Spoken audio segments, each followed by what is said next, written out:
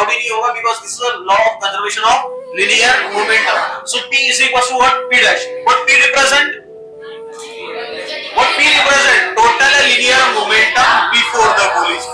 What P dash represent? Total linear momentum after the collision. कोई doubt नहीं आता? चलिए तो मैं यहाँ से हम लोग फिर से सामने चलेंगे. सारी चीजें जानते हैं तुम लोग. तो this is PA plus PB is equals to PA dash plus PB dash. तो ये PA plus PB is equals to PA dash plus PB dash. So this is total linear momentum after the collision. This is total linear momentum before the collision. So this is PA. So the linear momentum of sphere A before the collision. याद आया? तो याद आया क्या? PA is what? Linear momentum of sphere A before the collision. Linear momentum of sphere B. अरे जनाब before the collision नहीं है. Linear momentum of sphere A after the collision. Linear momentum of sphere B after the collision. चलिए तो यहाँ PA plus PB is equal to PA dash plus PB dash हम लोग सारी की वैल्यू पुट करेंगे. सो this is M1 U1 M1 plus M2 U2 is equal to M1 V1 plus M2 V2. कोई doubt यहाँ तक? चल multiply by half and taking square of each velocity. ठीक है. सो this is 1/2 M1 U1 square plus 1/2 M2 U2 square is equals to 1/2 M1 V1 square plus 1/2 M2 V2 square. कोई doubt नहीं आता? ठीक है. चलिए तो ये काइनेटिक एनर्जी होगी रे. Kinetic energy of sphere A before the collision. ये किसकी kinetic energy of sphere B before after the collision. कहां से before the collision. Before the collision तो क्या है? KEB कह ले हम लोग इसको. हाँ चल इधर ये काइनेटिक एनर्जी ऑफ स्फीयर है आफ्टर द कोलिजन. तो KEA dash plus KEB dash. इतना क्लियर हुआ? तो यहाँ से हम लोग काइनेटिक एनर्जी तो ये क्या टोटल काइनेटिक एनर्जी हो जाएगी before the collision is equal to total kinetic energy. इसको क्या कहते हैं हम लोग? Elastic collision. क्या कहते हैं इसको? Elastic collision. So this is your elastic collision. ये हो गया आपकी इलास्टिक कोलिजन. ठीक है. और इलास्टिक कोलिजन की इक्वेशन क्या होती है? KE is not equals to. ठीक है. इसमें हम लोग क्या कहते हैं इसको? Inelastic collision. This is inelastic collision. Clear? Elastic collision में काइनेटिक एनर्जी सेम है क्या? काइनेटिक एनर्जी सेम है क्या? इसलिए इसको हम लोग क्या कहते हैं? Loss of kinetic energy. क्या कहते हैं हम लोग? Loss of kinetic energy between two colliding bodies. Between दोनों तो दो बॉडी तो कोलाइड हो रही है तो इसलिए इसको क्या कहेंगे? Between the two colliding bodies. So that is called as inelastic collision. कोई डाउट यहाँ तक? अरे कोई डाउट है क्या? चलिए सामने चलते फिर से. यहाँ से 1/2 कॉमन और फिर कैंसिल करते. अरे यार पहले हो चुका है सब. तो क्या यहाँ से 1/2 कॉमन निकाल के कैंसिल. बची इक्वेशन बोल. M1 U1 square plus M2 U2 square is equals to M1 V1 square plus M2 V2 square. ठीक है ना यहाँ तक? हाँ चल देख मैं इधर क्या ले लूँ? M1 V1 वाले का इधर ले लेता हूँ. ये इधर.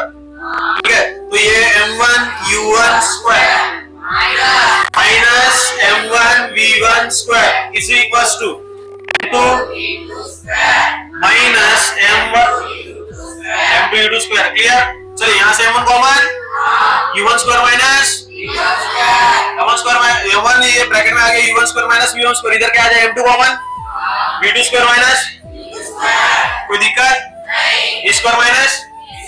चलिए square minus B square equation बोल फटाफट. M1 U1 minus V1 U1 plus V1 is equals to M2 V2 minus U2 और ये V2 plus. अबे यार चलिए इसको इक्वेशन नंबर मान के याद है. इक्वेशन कौन से? ये इक्वेशन नंबर 1 है. तो इक्वेशन नंबर 1 थी नहीं. ये इक्वेशन नंबर 1 ये. ठीक है. और ये कौन से बना ले? भी कौन सी थी रे? चलिए इसको मान लेता हूँ 3 अभी. ठीक है. अभी इसको मान लेता हूँ 3. ठीक है. चलिए फ्रॉम इक्वेशन अगेन 1. इक्वेशन 1 से फिर से लेते हैं किधर. सो यहाँ से वही टर्म करेंगे जैसे इसके लिए किया था. फिर हम लोग ने इक्वेशन को डिवाइड किया याद होगा. ठीक है. यहाँ से ये फ्रॉम इक्वेशन 1 ये M1 V1 इधर और ये M2 U2 इधर. तो इक्वेशन दे पट से M1 U1 minus M1 V1 is equals to M2 V2 और ये इधर आ गया माइनस M2, चल गया M1 कॉमन, दे बराबर U1 माइनस इसी को M2 common, V2 minus U2। क्या इक्वेशन नंबर 4 डिवाइड इक्वेशन, अब 3/4 डिवाइड इक्वेशन, यहाँ कर ले 3 डिवाइडेड बाय 4, ठीक है। चले 3 डिवाइडेड बाय 4 देख, M1 U1 minus V1 U1 plus V1 divided by M1 U1 minus इसी को चल देगी इधर M2 V2 माइनस U2 और ये V2 प्लस, कोई डाउट है क्या? इधर फट से M2 V2 माइनस, ठीक है। चल देख M1 कैंसल और ये पूरा ब्रैकेट कैंसल, देख इधर U1 plus V1 is equals to है क्या? ठीक है। चल देख, अब मैं क्या करता हूँ, ये V1 को इधर भेज दो और ये U2 को इधर, ठीक है। देख इस वजह U1 minus U2 V2 minus, तेरे को कुछ नहीं समझा। अब देख फिर से, अब इसको इंटरचेंज करता हूँ, इसको इधर और इसको इधर, मतलब V2 minus V1 is equals to U1 minus. तो अच्छे से देख, तो यहाँ दोनों का सब्ट्रैक्शन है, मतलब difference between the velocity of sphere B and velocity of sphere A after the collision. Again, this is a difference in the velocity of sphere A and B before the collision. इतना clear? अच्छे से condition को याद कर, before the collision के लिए U1 is greater than U2, U1 is greater than, after the collision के लिए V2 is greater than V1, V2 is greater than। कुछ टर्म्स याद आ रही है जो हम लोग ने before the collision, during the collision और आफ्टर द कोलिजन के लिए की थी। ड्यूरिंग द कोलिजन के लिए तो हम लोग ने न्यूटन का तीसरा लॉ लगाया था। बिफोर द कोलिजन के हमारी कंडीशन थी कि किसकी वेलोसिटी ज्यादा, ए की, किसकी वेलोसिटी ज्यादा, तभी तो कोलाइड होंगे। तो U1 is greater than, U1 is greater than, और after the collision V2 is greater than। चले, तो यहाँ से कोएफिशिएंट ऑफ रेस्टिट्यूशन चालू हो रहा है। ये तो हमारा पहले हो चुका था, बस ये इक्वेशन लाने के लिए मेरे को ये सारी प्रोसेस करनी पड़ी है, बाकी और कुछ नहीं आता। क्लियर? तो ये इक्वेशन मेरे को बनाने के लिए हम लोग ने ये सारा प्रोसेस किया हुआ है। तो कोएफिशिएंट ऑफ रेस्टिट्यूशन यही से आपका चालू होगा। तो अच्छे से देख, this is V2 minus V1 and this is U1 minus U2। Before the collision U1 is greater than U2, after the collision V2 is greater than. तो ये अगर तेरे पास में कंडीशन बहुत अच्छे से तेरे को पता है, तो यहाँ अगर तू सबकी वैल्यू रख तो आंसर तेरा पॉजिटिव। क्या ये बड़ा है, क्या ये छोटा है? बड़े में से छोटा माइनस आंसर प्लस में। अबे यार, बड़े में से छोटा माइनस कर आंसर प्लस में। अब देख, before the collision U1 is minus U1 minus U2 है। ये बड़ा है, ये छोटा है। क्या ये बड़ा, ये छोटा? क्या इसका भी वैल्यू प्लस में, इसका भी value?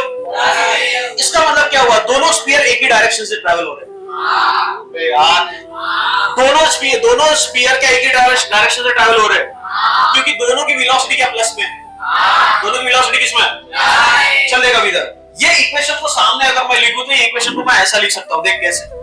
V2 minus V1 is equals to U1 minus U2, and there is equals to sign, so we can write here V2 minus V1 is directly proportional to U1 minus U2। तेरे को कुछ नहीं समझा? इतना clear हो गया? ये basic thing है, ये तो बेसिक्स है फिजिक्स का। V1 minus V2 is equals to U1 minus U2 है, so V2 minus V1 is directly proportional to U1 minus। बात क्लियर अभी? ठीक है, क्योंकि यहाँ पे कौन बड़ा है, कौन छोटा? तो इसका जो आंसर आएगा वो क्या प्लस में? क्या सिमिलर चीज यहाँ पर भी? तो V2 minus V1 is directly proportional to U1 minus। और जब भी प्रोपोर्शनलिटी साइन रिमूव करते क्या यूज करते हम लोग? कांस्टेंट। क्या यूज करते हम लोग? कांस्टेंट। हम लोग टर्म क्या पढ़ रहे हैं? Coefficient of restitution. और किससे डिनोट कर रहे हैं? सो कोएफिशिएंट ऑफ रेस्टिट्यूशन हम लोग यूज करेंगे। सो this is V2 minus V1 is equals to U1 minus।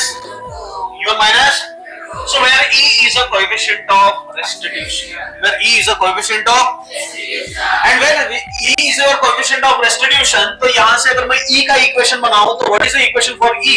E is equals to V2 minus V1 divided by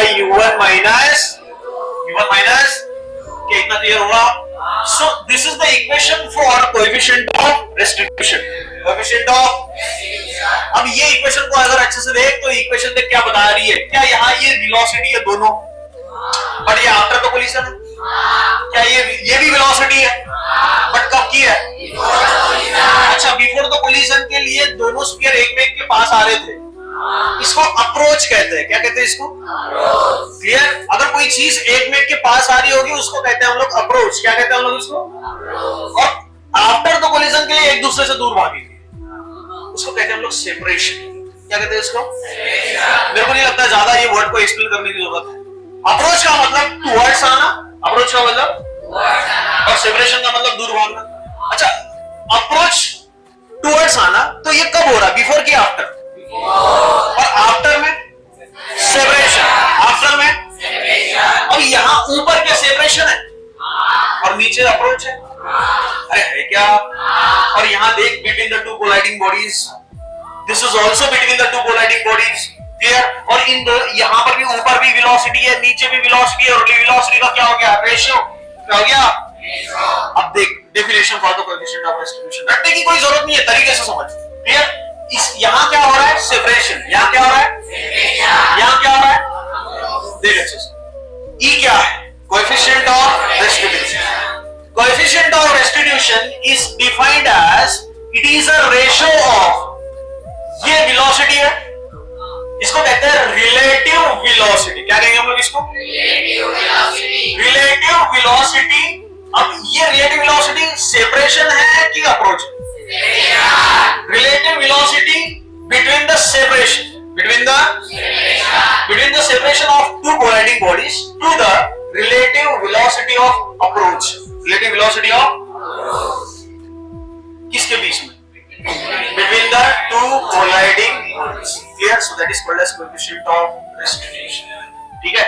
चलिए, it's a very simple definition for coefficient of restitution. Coefficient of restitution is defined as, थोड़ा सा word इधर उधर भी हो जाए चल जाएगा, बट कंप्लीट होना चाहिए। Coefficient of restitution is defined as it is a ratio of relative velocity of separation. Relative velocity of separation between the two colliding bodies. Between the ये बिफोर द कोलिजन है कि after the collision है?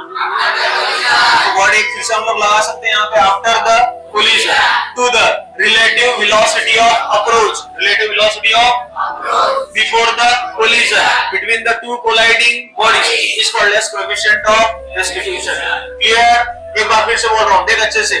Coefficient of restitution is defined as it is a ratio of relative velocity of separation. Relative velocity of separation कब का है ये? After the collision between the two colliding bodies to the relative velocity of approach before the collision between the two colliding bodies is called as coefficient of. Clear हो गया? So what is coefficient of restitution? Coefficient of restitution is defined as it is a ratio of relative velocity of separation after the collision between the two colliding bodies to the relative velocity of approach before the collision between the two colliding bodies is called as coefficient of, is called as coefficient of। क्या यहाँ तक clear हो सभी के? चल देख, और एक दो टर्म्स हम लोग सामने ले लेते हैं कि भैया परफेक्टली इलास्टिक कोलिजन कब होगा और परफेक्टली इनइलास्टिक कोलिजन कब होगा। जब आपका E का वैल्यू 1 है, क्या है? E का वैल्यू कितना है? अब यहाँ देखिए, ऊपर भी वेलोसिटी और नीचे भी वेलोसिटी, और रेशियो किसका है? वेलोसिटी का। रेशियो किसका है ये? अब मैं इसका यूनिट और डायमेंशन लगाऊं तो क्या ऊपर वाले यूनिट के साथ में नीचे वाले यूनिट कैंसिल हो जाएंगे? तो ये कोएफिशिएंट ऑफ रेस्टिट्यूशन का यूनिटलेस क्वांटिटी हुई। अभी ये इसका यूनिट क्या? मीटर पर सेकंड। इसका यूनिट क्या आएगा? तो ऊपर वाला मीटर पर सेकंड, नीचे वाला मीटर पर सेकंड के साथ में कैंसिल है, तो यूनिट आया क्या? तो याद रखना, जब भी कोई भी क्वांटिटी अगर रेशियो है, अगर सेम क्वांटिटी का रेशियो है, वो हमेशा यूनिटलेस रहेगी। क्या रहेगी? यूनिटलेस किस लिए? क्योंकि दोनों का यूनिट क्या हो जाएगा? कैंसिल। मैं बोल रहा हूँ रेशियो, लेकिन रेशियो भी किसका? Same quantity. रेशियो किसका? When there is a ratio of same quantity, जब रेशियो सेम क्वांटिटी रहेगी, वो हमेशा यूनिटलेस क्वांटिटी रहेगी। क्या रहेगी? और अगर आप उसका डायमेंशन भी देखो तो डायमेंशन कैंसिल हो जाएंगे, और फिर से उसको बोला जाएगा डायमेंशन लेस क्वांटिटी। क्या कहेंगे उसको हम लोग? भी समझ में आ रहा है क्या? ठीक है, क्योंकि यहाँ ऊपर देख क्या वेलोसिटी का डायमेंशन नीचे क्या फिर से वेलोसिटी डायमेंशन, तो दोनों डायमेंशन सेम होने के रखें कैंसिल हो जाएंगे, और जब कैंसिल हो गए तो डायमेंशन लेस क्वांटिटी होगी और फिर से कौन सी क्वांटिटी होगी, यूनिटलेस क्वांटिटी। तो याद रखेंगे, लेकिन क्या याद रखेंगे, जब भी कोई क्वांटिटी का अगर सेम क्वांटिटी का अगर रेशियो रहा तो वो क्वांटिटी हमेशा यूनिटलेस रहेगी। मैं सेम क्वांटिटी की बात कर रहा हूं, I am stressing the word that is same quantity. Ratio का मतलब ये नहीं होता कि सारी क्वांटिटी यूनिटलेस रहेगी, समझ में आ रहा है। हो सकता है रेशियो फोर्स अपॉन एरिया का भी हो, प्रेशर फोर्स अपॉन एरिया, अबे फोर्स अपॉन एरिया, तो यहां भी तो रेशियो है, लेकिन रेशियो किसका है, फोर्स और एरिया, तो ये यूनिटलेस है क्या, नहीं। मैं बोल रहा हूं सेम क्वांटिटी का रेशियो, किसका, सेम क्वांटिटी का मतलब ऊपर फोर्स तो नीचे भी फोर्स, ऊपर एक्सेलरेशन तो नीचे भी एक्सेलरेशन, ऊपर वेलोसिटी तो नीचे भी वेलोसिटी, सेम क्वांटिटी का रेशियो, तो क्या रहेगा हमेशा, तो क्या रहेगा, और डायमेंशन लेस भी रहेगी, ठीक है। तो ये क्वांटिटी कोएफिशिएंट ऑफ रेस्टिट्यूशन कौन सी क्वांटिटी है, यूनिटलेस क्वांटिटी, कौन सी क्वांटिटी है, और साथ में क्या है, इसलिए मैंने यहां पे यूनिट नहीं लगाया इसको। तो E is equals to क्या, 1, E is equals to, so when there is a value of E is equals to 1, so it is called as perfectly elastic collision। क्या कहते हैं इसको, perfectly elastic। कब रहेगा perfectly elastic collision, जब E का value कितना है, जब E का वैल्यू कितना है, so there is a, this is called as perfectly elastic collision when E is equals to, देख अच्छे से, जब E का वैल्यू अगर मैं 1 पुट करूं तो मेरा perfectly elastic collision आना चाहिए। जब मैं यहाँ E का वैल्यू 1 पुट करूंगा तो क्या ये पूरा इधर आ जाएगा, और फिर से मेरी इक्वेशन वही बनेगी जो पहले बनी हुई थी। देख इधर, नहीं समझा, अच्छे से आप समझ। जब मैं E का वैल्यू यहाँ 1 रखूं, ठीक है, जब मैं E का वैल्यू 1 रखूं तो मेरी इक्वेशन देख, क्या 1 is equals to V2 minus V1 divided by U1 minus U2, और ये टर्म पूरी इधर चली जाएगी, और फिर से मैं उसको कंप्लीट सॉल्व करने के बाद में मेरी प्रोसेस यही तक आगे रुकेगी, देख। और ये आया है इलास्टिक कोलिजन।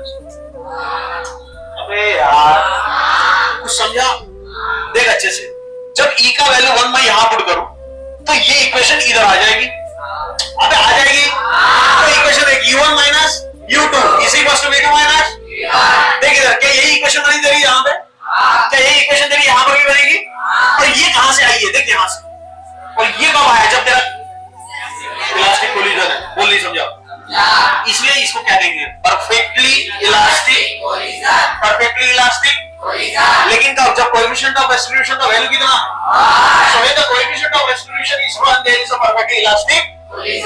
क्या एमसीक्यू पूछा तो लिख सकता हूं, so when there coefficient of restitution, the value of coefficient of restitution is 1, there is a perfectly elastic collision। और inelastic कब होगा, जब E का वैल्यू 0 है, बोल नहीं समझा तेरे को, जब E का वैल्यू अगर मैं 0 पुट करूं, E का वैल्यू कितना पुट करूं, जब E का वैल्यू यहां 0 पुट करूं तो ये पूरा 0, तो V2 minus V1 is equals to 0, V2 minus V1 is equals to 0, so when E is equals to 0 तो इसको क्या कहेंगे हम लोग, परफेक्टली इनइलास्टिक कोलिजन, तो बोला जाता है उसको इनइलास्टिक कोलिजन। क्या कहते हैं हम लोग इसको, इनइलास्टिक कोलिजन। क्या बात समझ में आ गई यहां तक, clear. So what is perfectly elastic collision, when the coefficient of restitution is 1 and when there is inelastic collision the value of coefficient of restitution is 0। क्या ये पूरा coefficient of restitution का कंसेप्ट समझ में आ गया। so coefficient of restitution is defined as it is a ratio of relative velocity of separation, after the collision between the two colliding bodies to the relative velocity of approach between, before the collision between the two colliding bodies, so it is called as coefficient of restitution। coefficient of restitution का unitless quantity, again it is a dimensionless quantity। अच्छा unitless dimensionless है तो भी scalar vector scalar क्या रहेंगी, this is complete terms for coefficient of restitution। Clear हो गया, देखो।